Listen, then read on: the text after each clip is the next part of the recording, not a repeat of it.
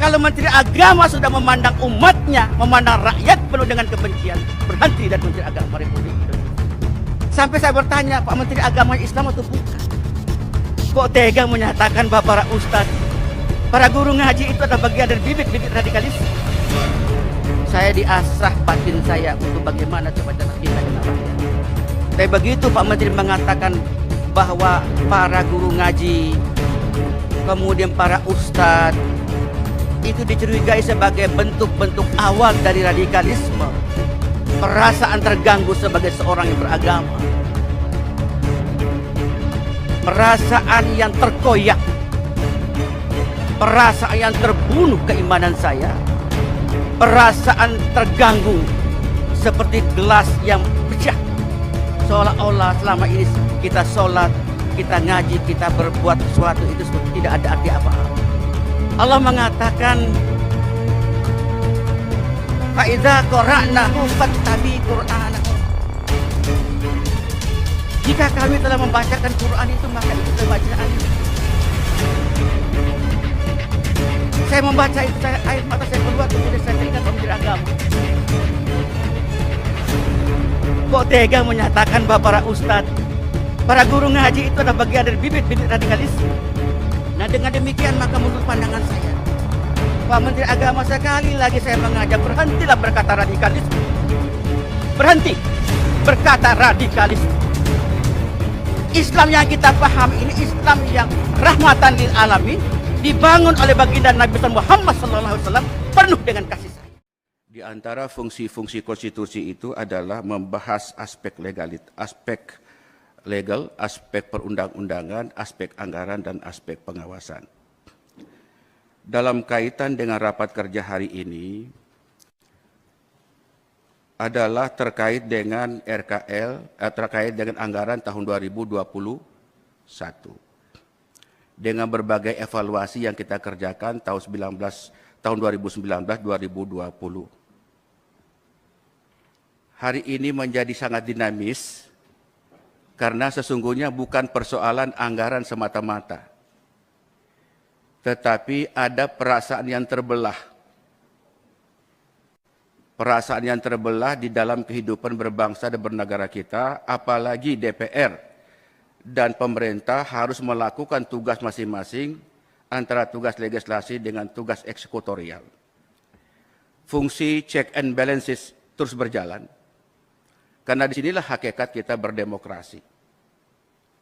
Demokrasi adalah kekuasaan dari rakyat, oleh rakyat, untuk rakyat. Maka dalam perspektif itu saya sebenarnya tidak ingin mengajari, tetapi saya ingin mengembalikan ingatan kita bahwa kita berdemokrasi ujung akhir adalah menggeser air mata kemiskinan menjadi air mata kebahagiaan. Fungsi anggaran tidak lain adalah membangunkan keyakinan pada kita bahwa ujung akhir adalah membangun kesejahteraan, termasuk lewat dua fungsi Kementerian Agama. Pertama, fungsi agama dan fungsi pendidikan.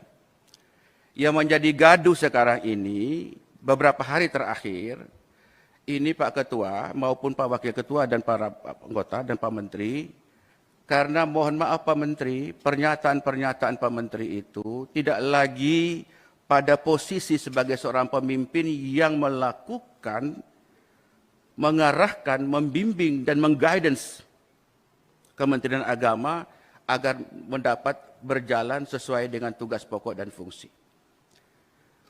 Kedua, anggaran yang tidak berpihak itulah juga ikut memacu dan memicu hubungan yang retak antara DPR dengan Menteri Agama. Apalagi saat-saat terakhir Pak Menteri Agama, mohon maaf ini kedua kali saya bicara radikalisme. Pak Menteri Agama gagal faham mengenai fungsi-fungsi agama dan fungsi-fungsi pendidikan di Kementerian Agama di Republik kita yang tercinta ini. Tanpa ingin mengecilkan Pak Menteri Agama, tidak sama sekali. Tidak ada sifat alih tahir mengecilkan siapapun. Tetapi kita bicara soal check and balances, maka saya hanya ingin bicara. Bapak ini cocoknya jadi Menteri Pertahanan Keamanan, menjadi Menteri Menko Polhukam, ketimbang Menteri Agama. Saya mohon maaf. Karena idealisme yang dibangun oleh kementerian ini tak terbawa. Saya mengistilahkan ideologi ditinggalkan, sejarah tak terbawa. Kenapa demikian? Karena pernyataan-pernyataan Kementerian Agama kontraproduktif terhadap program-program dan anggaran kita. Mestinya menurut saya dengan DPR itu fungsinya adalah mendekatkan, menyenangkan, mengembirakan, mencerdaskan, mengajak agar yuk mari DPR bersama dengan pemerintah kita berpikir jernih untuk berbuat demi kepentingan anak-anak bangsa. Saya orang yang suka cengeng, Pak. Karena saya orang yang paling jauh di Flores Timur, Nusa Tenggara Timur. Daerah sangat-sangat miskin. Saya diasah batin saya untuk bagaimana supaya tetap cinta dengan rakyat. Tapi begitu Pak Menteri mengatakan bahwa para guru ngaji, kemudian para ustadz, itu dicurigai sebagai bentuk-bentuk awal dari radikalisme, perasaan terganggu sebagai seorang yang beragama, perasaan yang terkoyak, perasaan yang terbunuh keimanan saya, perasaan terganggu seperti gelas yang pecah, seolah-olah selama ini kita sholat, kita ngaji, kita berbuat sesuatu itu tidak ada arti apa-apa. Wallahi, tadi pagi saya sengaja dalam rapat ini saya membuka surat Al-Qiyamah. Saya menangis, Pak. Allah mengatakan, فَإِذَا قَرَأْنَهُ فَاتَّبِعْ قُرْآنَهُ. Jika kami telah membacakan Quran itu, maka ikutlah bacaannya. Saya membaca itu, air mata saya keluar, kemudian saya teringat Pak Menteri Agama. Kok tega menyatakan bahwa para ustadz, para guru ngaji itu adalah bagian dari bibit-bibit radikalisme.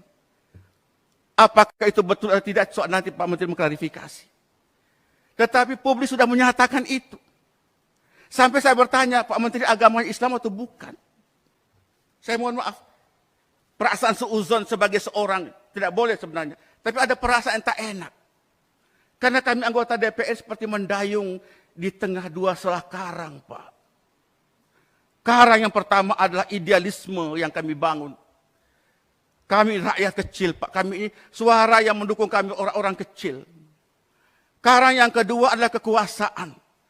Antara dua selah karang itulah mempertemukan kita di forum yang terhormat ini. Nah, dengan demikian maka menurut pandangan saya, Pak Menteri Agama, sekali lagi saya mengajak, berhentilah berkata radikalisme. Berhenti berkata radikalisme. Islam yang kita pahami ini Islam yang rahmatan lil alamin, dibangun oleh baginda Nabi Muhammad SAW, penuh dengan kasih sayang. Penuh dengan kasih sayang. Tidak ada kebencian. Kalau Menteri Agama sudah memandang umatnya, memandang rakyat penuh dengan kebencian, berhenti dari Menteri Agama Republik Indonesia. Hari-hari kami, Pak, berhadapan dengan rakyat kecil. Saya hari ini dapat viral lagi, Pak Ali Tahir. Perjuangkan aspirasi kami. Saya bilang aspirasi itu bisa berjalan kalau imamnya tidak batal wudhu. Kalau imamnya sudah batal wudhu, makmum tidak boleh mengimami seorang yang sudah batal wudhu. Referensi-referensi radikalisme itu kan referensi orang luar terhadap umat Islam, mau Islamofobia, menghardik umat Islam, dan tolong lihat ini Islam dalam konteks global, bukan dalam konteks Indonesia semata. Nah, oleh karena itu kami merasa sakit, Pak. Luar biasa. Saya baru habis takziah dengan Pak Mali Fajar, almarhum Mali Fajar. Baru sampai. Banyak orang kerubuti saya. Kok bisa begitu, Pak Menteri Agama? Saya bilang beliau orang baik, Pak. Pak Menteri orang baik. Cuma belum belajar Islam esoteris dan Islam eksoteris. Islam yang substantif dan Islam yang simbolik. Orang itu menjadi radikal itu kan posisi kedua setelah terjadi intoleransi. Jalannya radikalisme dalam teori sosiologi agama, intoleransi terjadi karena ketidakadilan di situ. Penegakan hukum yang tidak terjadi. Hak-hak miskin, orang miskin yang terabaikan. Kebanggaan bangsa tercabut. Liberalisasi yang begitu kuat, kapitalisme yang begitu kuat. Sementara orang menangis, orang menderita di atas tanah air sendiri. Nah, oleh karena itu paling mudah membangun bangsa ini jika intoleransi ini harus dimulai. Pertama adalah tegakkan keadilan. Yang kedua, sayangin orang miskin. Kurangin kesenjangan sosial ekonomi. Tidak boleh ada diskriminasi. Nah, baru radikalisme. Radikalisme terjadi apabila tiga faktor-faktor tadi bisa dijalankan dengan baik. Baru terakhir itu baru terorisme. Jadi kalau saudara menteri menganggap semua para mubalik ini adalah bagian dari bibit radikalisme, saya tidak mau bicara apa lagi. Masih perlukah musabaqah tilawatil Quran? Masih perlukah musabaqah tilawatil Quran? Yang tujuannya adalah mendengarkan orang membaca Quran, kita mengamalkan isinya, berfaedah, agar membangun kekuatan spiritualitas dan juga membangun kekuatan horizontal.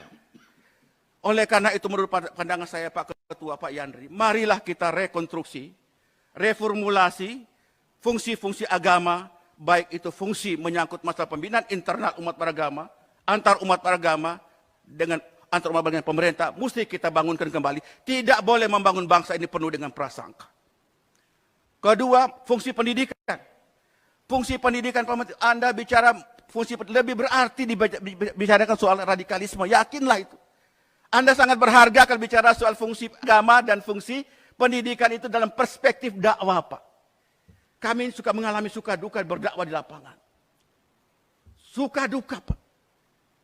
Tapi kami tetap berjalan.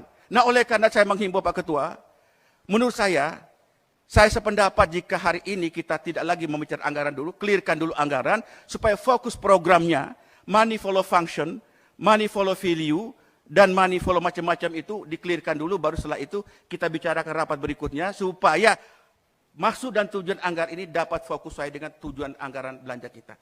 Demikian, mohon maaf jika ada berlebihan, tetapi rasa rindu kita kepada kekuatan bersama, check and balances dalam kehidupan berbangsa dan bernegara, itu menjadi penting adanya buat kita. Nasrun minallah, wa fatihun fari wa basyiril mu'minin, walal mu'afiq ila aqwamit thoriq. Assalamualaikum warahmatullahi wabarakatuh.